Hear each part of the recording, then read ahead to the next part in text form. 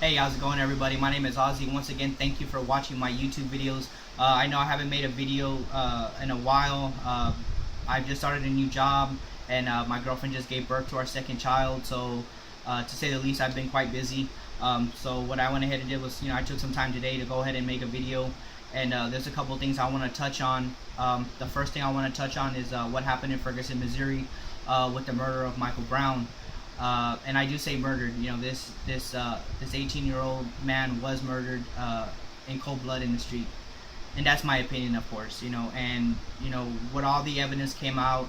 The first came out that he was shot 10 times, and of course, when the medical examiner for the city made it, and then his parents also hired a private examiner. He came out and said that in fact he was actually shot 6 times. 3 in the chest, twice in the head, once in the back of the arm, and the one that the examiner said that was the fatal shot was the one that he got shot on top of his head, and of course, like I said, once in the eye, a couple times in the chest area, and then one on the arm, and and I know a couple days later, the police released this video of Michael Brown strongholding the store, was stealing cigars from the store and things like that, and it's kind of hard to tell if it's him or not, but even if it is him, for the sake of this video, we're going to say it is him. That still doesn't give anybody the right to shoot this man 6 times, unarmed, 6 times. I think that's a bit excessive. But like I said, that was up to the cop. His choice was to use 6, to shoot him 6 times because he did feel like his life was threatened. So that's what he went ahead and did. And it was a while. The police chief didn't want to release the officer's name and things like that. Which was their that's what they want to do. So I can respect that, but I think that was the wrong choice. But anyways, I know the hacker group Anonymous. I don't know if you guys know. But like I said, if you don't know who they are, look it up on go ahead and Google Anonymous. They ended up releasing the officer's name and also the officer's picture, and so that's what they went ahead and did. And of course, the events to follow the Michael Brown shooting, there was protesting in Ferguson, Missouri. There was also looting, and of course, like we saw, law enforcement coming in riot gears and in armored cars and things like that, coming in and tear gassing, flash banging, shooting rubber bullets at protesters.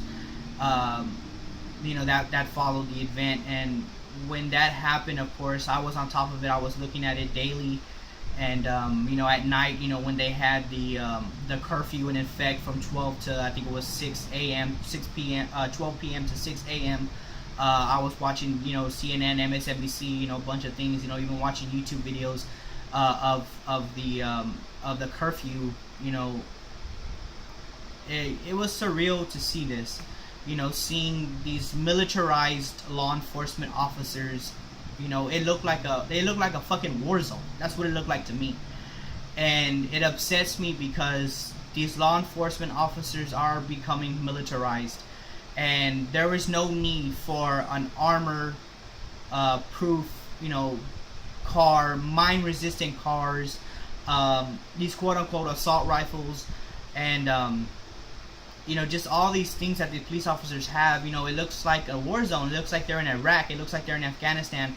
And I had showed a picture of these officers to my father, to my mother, and a couple friends, and I asked them, where do you think these pictures were taken?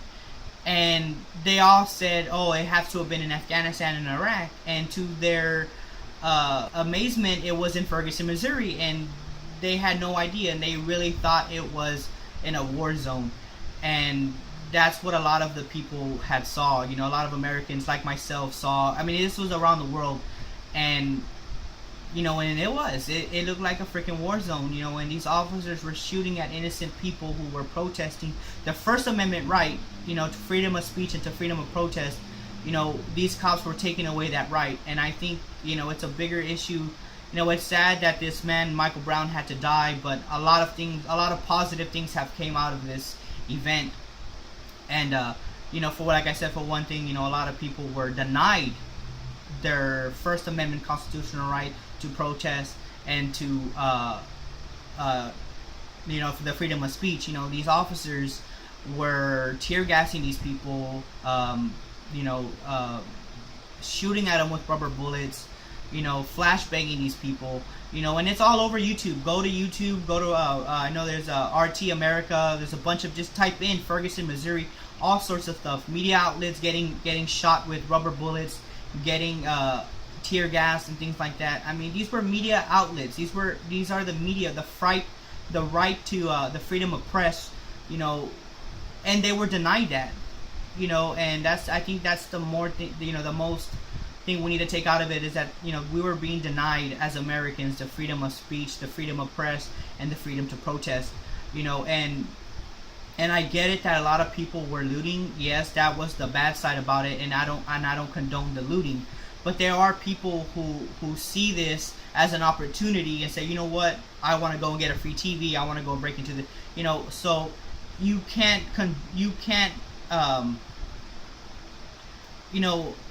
just because these people are trying to protest and these people are not, you can't just, okay, everybody's guilty at it. You can't do that. And I think that was the most, like I said, horrific thing about this. Yes, it's sad that a man did have to die for all this, but a lot of good came out. I know Barack Obama came out, a few weeks after this incident, saying that, he's going to want to look into, the quote-unquote militarization of the American police.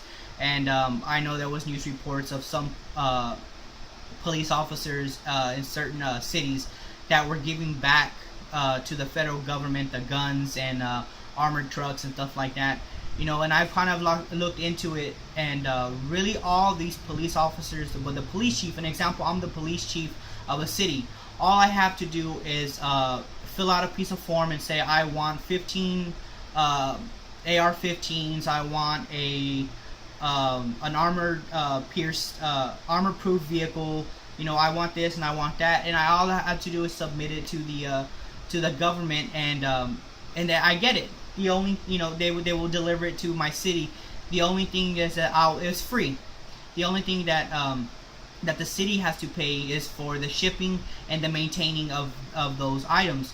And of course, who's gonna pay for that? Me, the taxpayer of the city. I'm gonna end up paying for these vehicles, and other items that the police chief wants, and that's it. Because these are items that were used in Afghanistan, Iraq, that the government has plenty of, and they don't know what to do, so they get rid of them. They give them to law enforcement officers and things like that.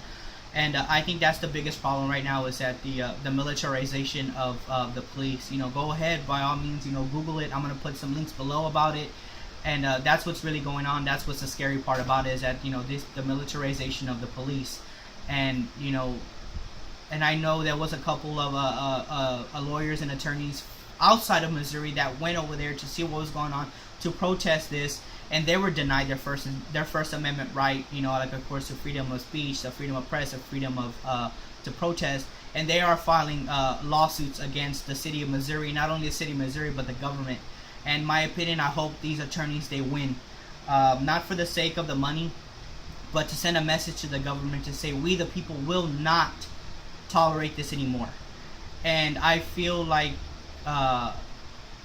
if America didn't open up its eyes to this, then I don't think it'll ever open up its eyes, period. And I ask you guys to, look at it, open up your eyes, to really look at it. Yes, people say, oh, well, that happened in Missouri. And that's the problem with people. That's the problem with people nowadays, is that, oh, it's not our problem. Until it really hits at home, then it becomes your problem. You got to understand, this is America. We have rights as Americans, and these rights don't only come as Americans. It's the right as a person, as a human being. I have the right as a human being to say I don't like certain things, and and I have the right to defend myself, and I have the right, it's a human aspect of it. It's not just an American aspect. It should be worldwide. It should be human-wide, that we have these rights as humans to defend ourselves, to talk about things that we don't like, to protest things we don't like, just simple things like that. It's a human right. But fortunately for us as Americans, we have a paper, many of y'all know, that says that we have these rights, and in the Bill of Rights, it tells us that we have all these rights, and that's what we have as Americans to back us up on the Constitution, things like that. And so I think, like I said, the aftermath of Michael Brown's shooting should really open up people's eyes to see what's going on with this government. Why am I not able to say I don't like what y'all are doing? And the government was shutting these people up. Look it up. Media outlets getting shot at. I mean, it's ridiculous. These people were getting shot at for reporting what was going on, and that's what's upsetting to me, because I'm very passionate when it comes to the Constitution. And when I see my fellow Americans, human beings in period, being shut it up. The government is telling them to shut up, don't report this. This is what we're gonna do whatever we want to do. Police officers pointing AR-15s at civilians and saying, I'm gonna shoot you. That upsets me. This is not a fucking war zone. This is America. This is not Iraq. And another thing that people don't understand is that tear gas is an outlawed chemical war. It's outlawed in war.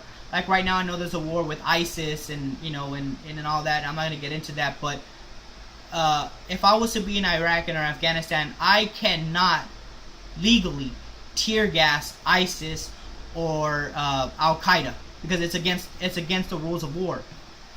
So why is, if it's against the rules of war, to use it against ISIS or other people like that, these bad guys that we're fighting, then why are we able to use it against our own people? And like I said, I will put links below. There's a couple of videos I saw on RT America that I'll put on there that y'all can see, so y'all don't say that I'm full of shit. But just all I ask is you guys open up your eyes and really see what's going on, because if y'all don't, we're in for a rude awakening. And it's funny that a lot of people are more interested in what Kim Kardashian is doing, what Kanye West is doing, what all these celebrities are doing, than rather worry about what's going on right here at home, between us as Americans. It's going on here, and nobody cares. There's a fucking million likes of Kanye West fucking this chick, but there's 2 likes about, Michael Brown being gunned down in Ferguson, Missouri, being killed by an officer, and nothing is being done. Nothing has done. This officer has not been brought up on charges. We are now, September 8th, 2014, and this officer still hasn't been indicted for murder charges, for anything. And it's sad because, these law enforcement officers are getting away with this stuff. They're getting away with it. And then just a couple days after Michael Brown was killed, there was another incident in St. Louis, Missouri, where a man was gunned down by 2 police officers. There's YouTube videos on that. Like I said, go ahead, feel free to look at it. There was people passing by him. They weren't scared. They weren't intimidated at all until the police arrived. Then the police shot and killed this man. And, and it's just incidents like that that frustrates me, that should frustrate you, as an American and as a person. And, so yeah, that's my opinion on that. And, there's another thing I wanted to share with you guys, is that, like I said in my video, before, is that I'm very pro, I'm an American, and, I'm going to say I'm proud to be an American, but I just don't love what my government is doing. Let's just get that straight. I'm proud to be in America. I love her. I love my country, but I disagree with a lot of shit that my government is doing. And with that being said, I'm very pro-Constitution, especially when it comes to the Second Amendment and the right to bear arms. I do, like I said in my video, I do own weapons. I protect myself and my family. And I recently got in contact with an organization. It's called Open Carry Texas. If you haven't heard of them, basically it was founded by a guy named C.J. Grissom.